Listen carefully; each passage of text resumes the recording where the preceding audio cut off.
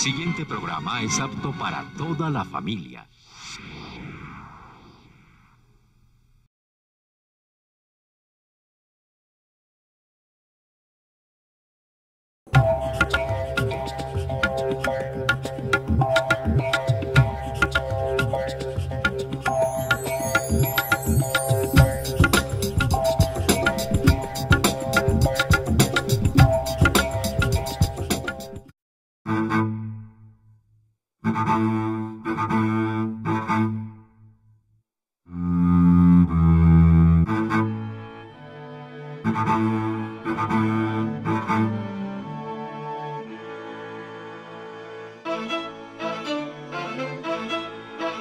Durante la guerra civil en El Salvador murieron más de 70.000 personas, la mayoría civiles.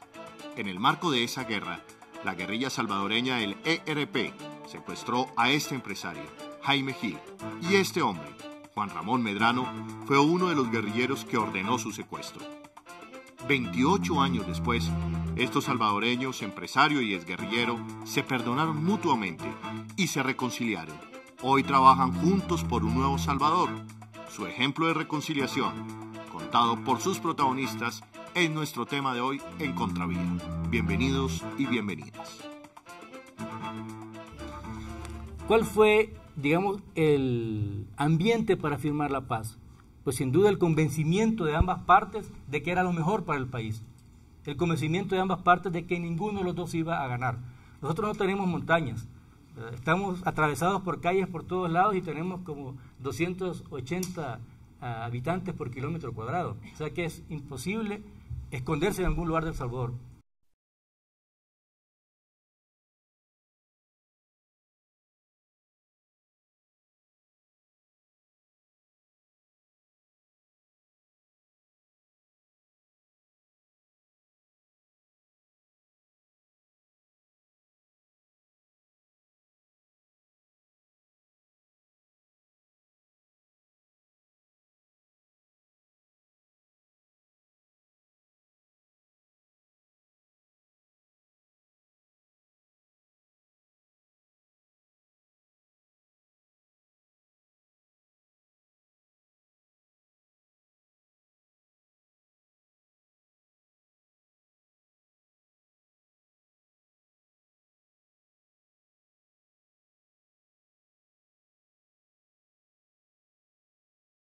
Contravía.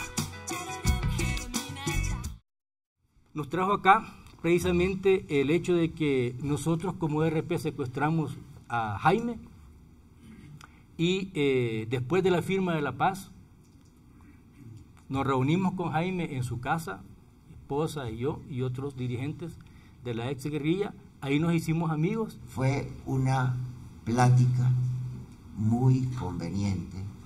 Me dice, no, Jaime, me dice, hemos pasado una noche muy agradable porque nos surgía ver a un empresario. Y el empresario fuiste tú.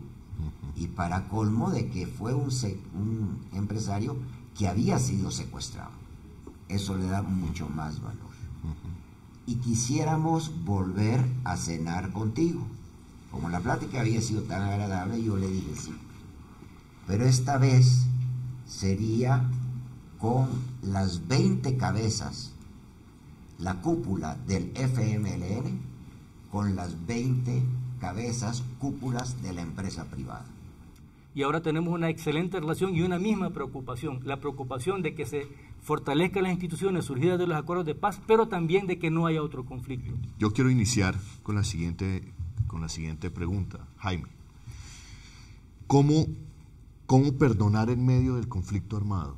El peor enemigo del amor es el odio.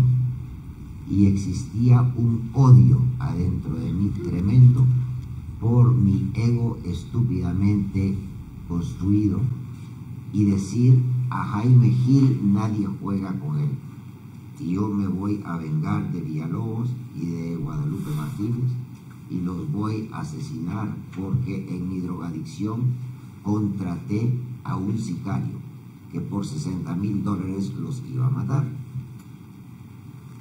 Llegan los acuerdos de paz y se empieza a reunir la comisión del gobierno con la comisión del FMLN y me habla el sicario y me dice que ahora es fácil vengarme porque ya sabe a dónde está Joaquín, en qué hotel está Joaquín en México, en qué hotel está Ana Guadalupe en México, el mismo hotel, hasta el número del cuarto me dio, y que llegaba mañana a El Salvador a traer los primeros $30,000.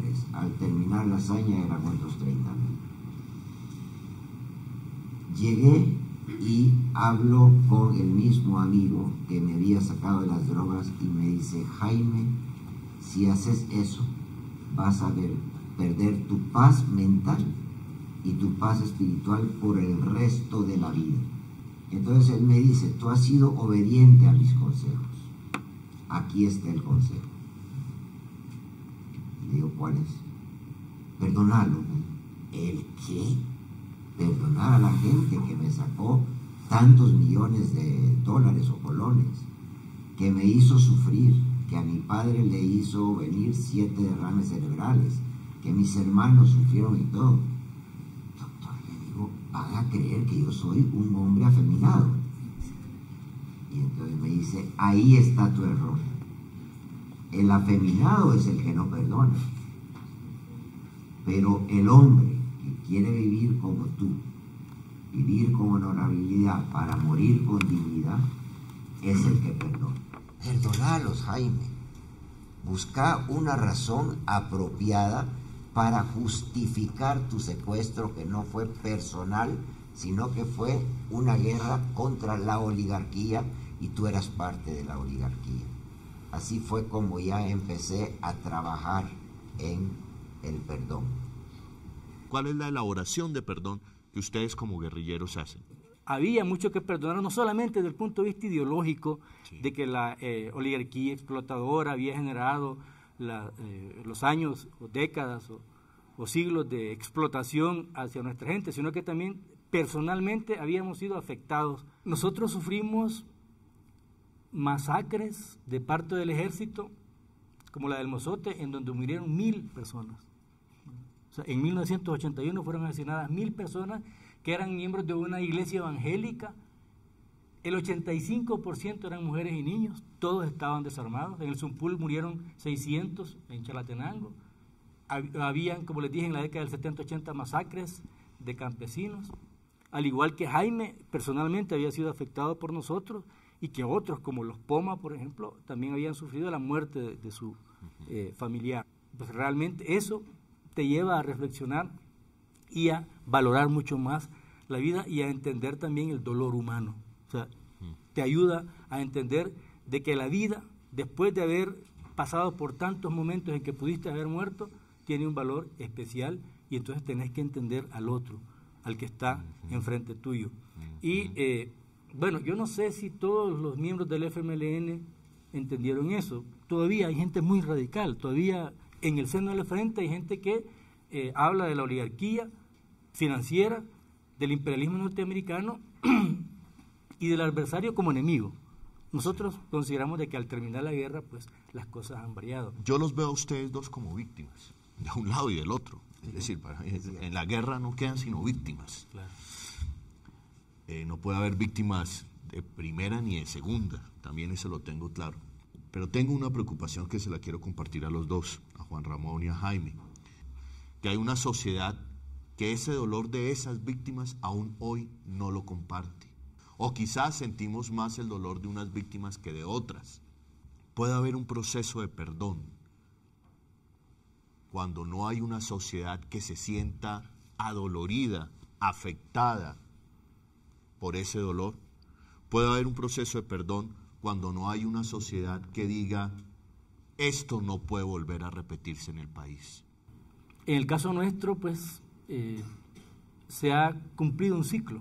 En el caso de ustedes están todavía en el momento del conflicto, porque una cosa es el paramilitarismo, pero otra cosa es la guerrilla, el ejército y el crimen organizado. Es un problema mucho más complejo.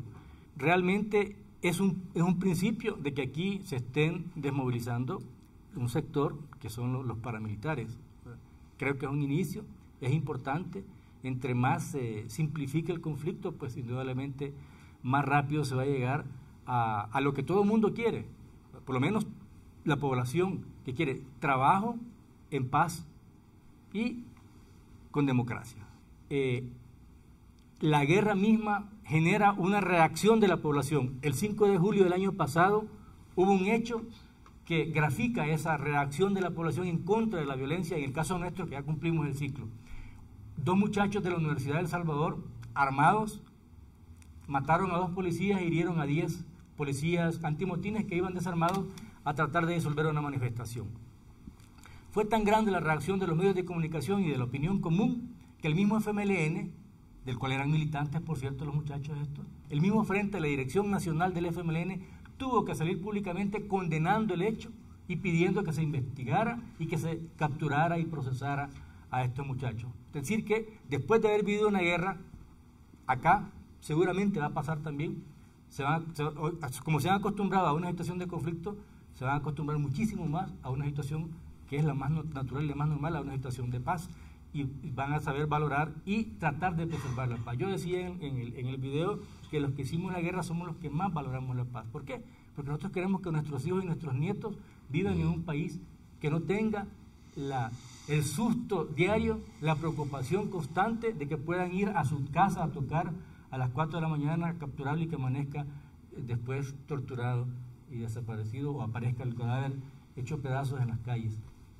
No hay duda de que es la opinión pública, ustedes, los medios de comunicación, los que generan opinión, generan conciencia, las iglesias, las universidades, ustedes que son sectores pensantes, los que van a ayudar mucho a encontrar una solución a lo que ahora parece un conflicto que puede tener larga data, pero que de repente se le puede encontrar la mejor solución rápidamente. Yo quiero ver si hay preguntas en el auditorio. Bueno, por aquí, 1, 2.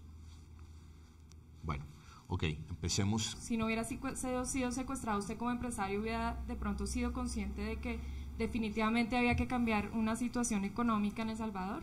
Fíjese que fue una de las razones por las cuales fue más fácil mi perdón hacia Joaquín Villalobos y al ERP, porque el secuestro me trajo muchos beneficios.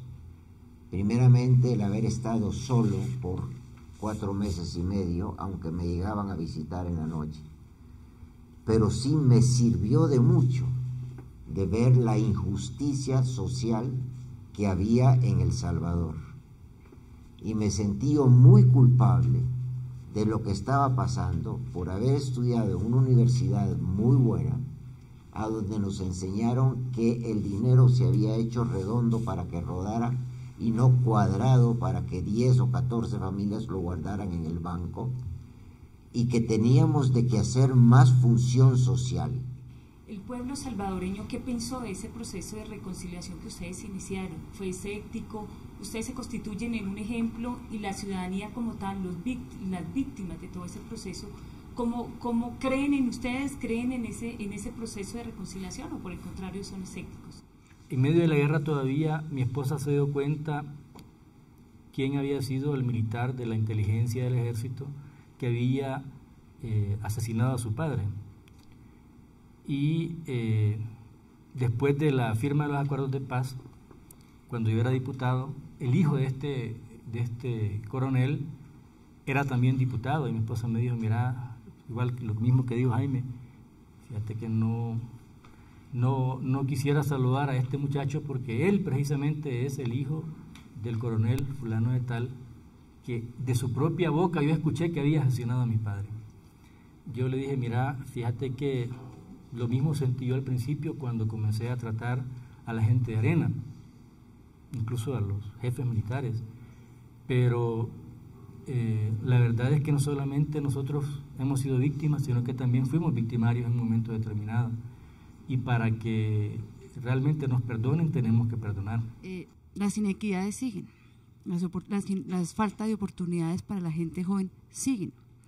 Usted, Juan Ramón, ¿qué consejo le daría o cómo uno podría manejar un tema de estos ante unos niños que efectivamente ven como la única opción en su vida pertenecer a unos grupos porque no tienen acceso a una universidad ni acceso a un trabajo? O sea, no solamente es el problema económico, es el problema social, es el problema ideológico o político, sino que es el problema de la moral, es el problema de los valores con los que la niñez y la juventud se van desarrollando. Precisamente nosotros, después de la guerra, tenemos ahora, tanto por esa desintegración familiar, por la falta de oportunidades, como por el conflicto mismo, a los hijos de los excombatientes de uno y otro lado, en las maras, ¿verdad?, en las pandillas, porque quisieron seguir quizás algunos el ejemplo de su padre, otros tenían el espíritu de aventura, pero ya no había una guerrilla o un ejército que estuviera enfrentando una guerrilla en la cual se podía participar por razones ideológicas, y ahora se participa en grupos que son realmente totalmente grupos de individuos que están al margen de la ley y que son criminales, simplemente, que no respetan ningún valor. La respuesta que yo le doy es de que yo no puedo responder por los colombianos, obviamente, pero sí por lo que pasó en El Salvador. Y lo que les decimos a los jóvenes es, miren muchachos, en 1971-72 nació la guerrilla porque había militarismo, represión, y respeto a las elecciones, y respeto a los derechos humanos, y una ola de lucha revolucionaria en Latinoamérica, y nosotros creíamos en eso. Ahora hay espacios democráticos, hay respeto a los derechos humanos, hay una sociedad que se desmilitarizó, pero sí sabemos que hay pobreza y miseria. Pero la pobreza y la miseria, hasta ahora, no estamos ya muy convencidos de que nada más se pueda combatir por la vía de un régimen socialista como en Cuba, que tiene una serie de bondades y una serie de problemas, sino que también se puede hacer por la vía socialdemócrata como lo han hecho en Europa, o si ustedes quieren, hasta por la vía de una visión un tanto populista, como lo están intentando hacer ahora los gobiernos latinoamericanos que están en boga. No solamente se puede hacer por la vía armada, sino que también se puede hacer por la vía político-electoral. Y ahora el FMLN, repito, tiene la enorme oportunidad, quizás la mejor oportunidad en toda su historia, de ganar las elecciones en el 2009, y por esa vía también empezar a hacer los cambios, las transformaciones que consideren convenientes, y la población va a decir si los apoya o no los apoya. Entonces yo le respondo de esa manera, o sea, hay un momento histórico, hay valores, hay razones y hay una visión del mundo que nos lleva a organizarnos en la guerrilla, pero también hay formas de participación en la violencia que lo único que llevan es o a la muerte o a la cárcel o a la degradación como ser humano, que en el caso nuestro es lo que le está pasando a las maras o pandillas. La sociedad civil como tal ha tenido la capacidad de autoorganizarse independientemente, entre comillas, de las ideologías. La universidad juega un rol en términos de ciencia y tecnología como política pública, y el Estado, para que, digamos, esta cuestión, la secuela del pasado y del presente, haga un quiebre hacia una nueva generación, una nueva sociedad, donde ustedes, pues, obviamente le están dando la bala y la bendición, con todo el respeto. Pero ¿qué pasa con ese Salvador futuro? El nuevo Salvador es un Salvador que derrota la violencia, ahora común y organizada, que invierta más en función social y que comience a generar expectativas a la gente de que no solamente haya un sueño americano, sino que también un sueño salvadoreño. Hay bastante preocupación de la gente que dice es que en El Salvador no hay oportunidades, entonces hay que ir a buscarlas a Estados Unidos. Eso es grave, porque eso nos está desfigurando, eso nos lleva a que la gente se esté desarraigando, y muchos de los cerebros de la gente más capaz técnicamente, mucha de la gente que va a estudiar al exterior se queda en el exterior. Entonces eso nos está drenando también mucha de la gente inteligente y capaz. Pero sí hay un papel importante de los medios. Han hecho un acuerdo que se llama Medios Unidos por la Paz, MEUNO. Todos los medios de izquierda y de derecha se han juntado para hacer énfasis no en no dar las noticias negativas, pero sí en no ser amarillistas, porque antes se presentaban los cadáveres destrozados y eso era una cosa terrible porque los niños podían verlo. Entonces ellos se han autocensurado y están dando la noticia, pero de una manera más inteligente, más respetuosa, digamos, para la audiencia. Lo que necesitamos realmente es un El Salvador que sepa valorar la paz, que consolide la democracia quisiera saber si nos puede ampliar información sobre acciones concretas de restauración civil, de reparación civil que realizaron durante el proceso que ustedes vivieron en Salvador. Para el empresario salvadoreño, la guerra fue una gran lección y hemos aprendido mucho de ella. Entonces, a través de las fundaciones que usted habla, cada empresa está haciendo su propia fundación y estamos tratando de ayudar al más necesitado a conseguir trabajo para que viva con dignidad y con honestidad.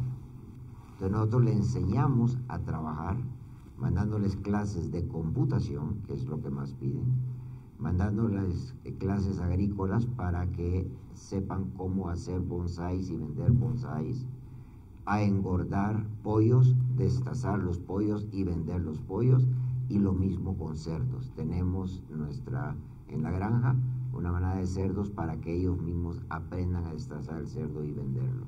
Entonces lo que estamos haciendo es preparando a la gente a que definitivamente deje la droga, que definitivamente perdone los resentimientos que tiene especialmente contra Dios, pero preparándolo para que él tenga un trabajo digno. Entonces lo que tenemos que hacer es darle a la gente la oportunidad que aprenda a trabajar, crear fuentes de trabajo dignas para que estas personas puedan vivir y no recurrir a los grupos armados, a los grupos de la violencia para sobrevivir y sentirse protegidos. Realmente nosotros estamos en deuda en el país con los afectados por el conflicto, porque la dirigencia del Frente y el gobierno nos centramos en que funcionara la Policía Nacional Civil, en que se cumpliera el plan de los 600 mandos de la guerrilla y los tantos mandos del ejército, en que se les diera la tierra, se les diera un préstamo, tecnificación y capacitación, pero exactamente a un sector, que era el sector de jefes y no a todos los combatientes, para comenzar. Hay un sector que fue también explosivo, que es el de los paramilitares en El Salvador, que también existió el paramilitarismo, no con la connotación que aquí tiene, pero sí existieron los paramilitares, incluso protagonizaron algunas reyertas ahí con la policía y hubo un paramilitar muerto en uno de esos problemas. Y el otro problema es el de los desaparecidos, porque hay un montón de niños que no habían aparecido y hubo un sacerdote jesuita que se encargó precisamente de hacer una fundación para buscar a la gente desaparecida. Pero yo considero que sigue habiendo en este aspecto una deuda de parte del Estado por un lado y de parte del FMLN mismo, partido político, que no se ha cubierto y que se tiene que seguir. Es más, nosotros, en nuestro caso, con la venida acá, ustedes nos han hecho reflexionar de cuáles son, digamos, las taras o los puntos en los que tenemos nosotros mora con nuestro proceso de paz.